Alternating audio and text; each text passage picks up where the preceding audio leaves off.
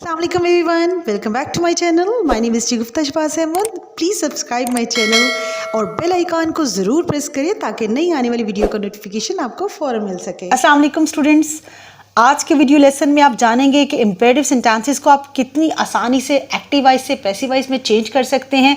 Imperative sentence यानी order या command या हुक्म यानी हुक्म या जुमले जिसमें किसी एक्शन के करने या ना करने का कहा जाता है, और ये जुमले हमेशा वर्ब से शुरू होते हैं और उसके बाद उस वर्ब यानी एक्शन का ऑब्जेक्ट होता है जो कि कोई नाउन या प्रोनाउन होता है। तो इम्पेरेटिव सेंटेंसेस को एक्टिव वॉइस से पैसिव वॉइस में चेंज करने का सिंपल सा फार्मूला है कि सेंटेंस के शुरू में लेट लगाते हैं, उसके बाद ऑब्जेक्ट और उसके बाद बी और फिर उस जुमले के अंदर आने वाले वर्ब की थर्ड फॉर्म। और ये बात आपको हमेशा याद रखनी है कि पैसिव वॉइस में हमेशा वर्ब की थर्ड फॉर्म ही इस्तेमाल होती है। तो फार्मूले के मुताबिक जैसे फर्स्ट सेंटेंस से डू इट, तो हमने सबसे पहले लेट लगाया, उसके बाद जो ऑब्जेक्ट है सेंटेंस के अंदर यानी इट ये आ जाएगा, फिर आपने बी लगाना है और फिर इसके अंदर जो वर्ब आया है यानी डू की थर्ड फॉर्म आएगी डन। इस तरह से हमने डू इट को चेंज किया पैसिव वॉइस में लेट इट बी डन। और स्टूडेंट्स, जैसे मैंने आपको एक्टिव पैसिव के प्रीवियस लेसन में बताया था कि एक्टिव वॉइस में एक्शन के करने का जिक्र होता है जबकि पैसिव वॉइस में एक्शन के होने का बताया जाता है। जैसे यहाँ पे है डू इट और let it be done. Next example है क्लीन योर रूम। अब यहाँ पे अगेन सबसे पहले हमने लेट लगाना है और उसके बाद जो ऑब्जेक्ट है योर रूम वो आ जाएगा, फिर हमने बी लगाया और फिर वर्ब की थर्ड फॉर्म क्लीन्ड यानी क्लीन की थर्ड फॉर्म है क्लीन्ड, ये आ जाएगी let your room B clean. बहुत आसानी से आपने एक्टिव वॉइस से इम्पेरेटिव सेंटेंस को पैसिव वॉइस में चेंज कर लिया।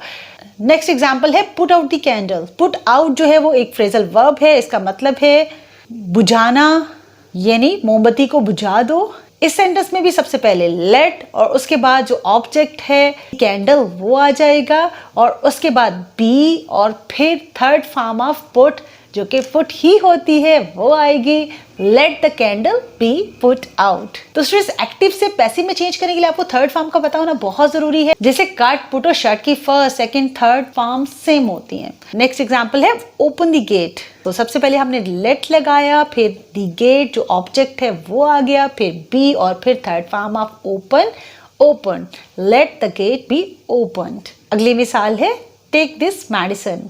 अब तो आप बहुत एक्सपर्ट हो गए होंगे इसमें। सबसे पहले आप लेट लगाएं, फिर दिस मेडिसिन जो कि ऑब्जेक्ट है इसके अंदर जिस पे एक्शन को परफॉर्म करने का कहा गया है दिस मेडिसिन, और उसके बाद बी और फिर third form of take taken आ जाएगा। अब स्टूडेंट्स आ जाते हैं उन सेंटेंसेस की तरफ जिसमें किसी एक्शन के ना करने का कहा गया हो, जैसे जिनके शुरू में डू नॉट आता है यानी ये काम आपने नहीं करना। उसमें भी सबसे पहले लेट आएगा, फिर ऑब्जेक्ट और चूंकि ये नेगेटिव सेंटेंस है तो हमने नॉट लगा दिया, फिर बी और फिर उसी तरह से वर्ब की थर्ड फॉर्म आ जाएगी।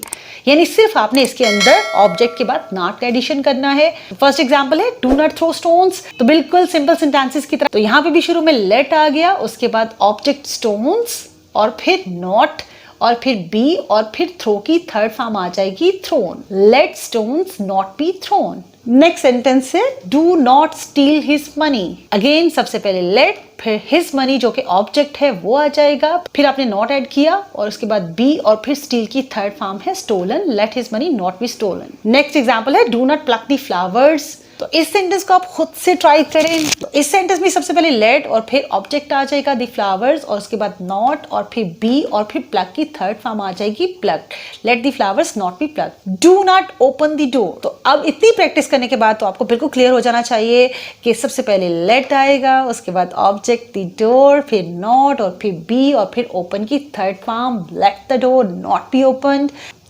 और लास्ट सेंटेंस है do not make a noise. तो लेट के बाद आपने जो ऑब्जेक्ट है अ नॉइज वो लगाया, फिर नॉट और फिर बी और फिर मेक की third form made let a noise not be made.